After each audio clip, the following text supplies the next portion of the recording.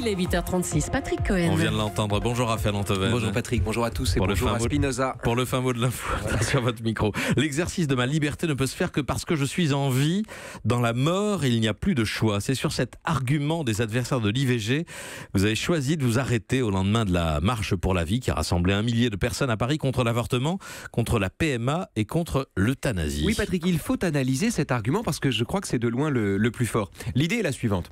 Comment pouvez-vous invoquer la liberté pour supprimer la vie d'un fœtus, d'un vieillard ou d'un grand malade, alors que, par définition, la vie est une condition de la liberté? On n'a jamais vu un mort défiler pour ses droits.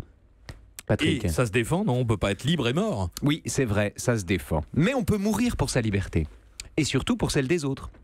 Qui est le plus libre? Le collabo qui craint pour sa vie et dénonce ses voisins pour être certain de survivre? Ou bien le résistant qu'on torture et qu'on fusille? Alors, bien sûr, le collabo reste en vie, mais peut-on parler de liberté?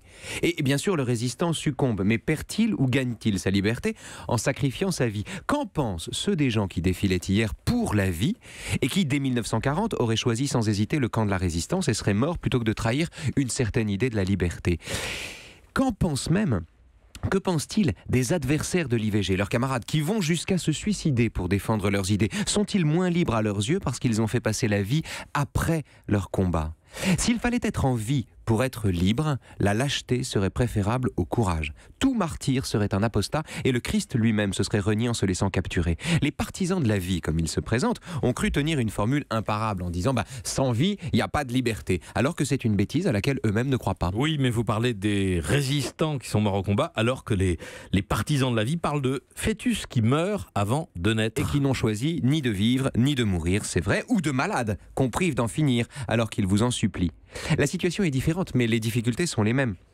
Qui, parmi ces partisans inconditionnels de la vie, voudrait juger comme un criminel le conjoint qui, à la demande de l'autre, l'aide à mourir et lui tient la main pendant son agonie?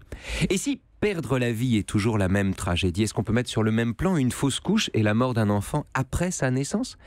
L'idée, Patrick, selon laquelle la vie est sacrée, et selon laquelle il faudrait la défendre inconditionnellement, se présente comme un principe absolu, mais souffre en réalité de très nombreuses exceptions. Et toutes ces exceptions, c'est dur à dire, viennent elles-mêmes d'un principe supérieur parce qu'il est, lui, véritablement partagé par tous. Et quel est ce principe? Et le fin mot de l'info? La vie passe après la liberté. Merci à vous et à demain. Raphaël Antoven. Europe 1.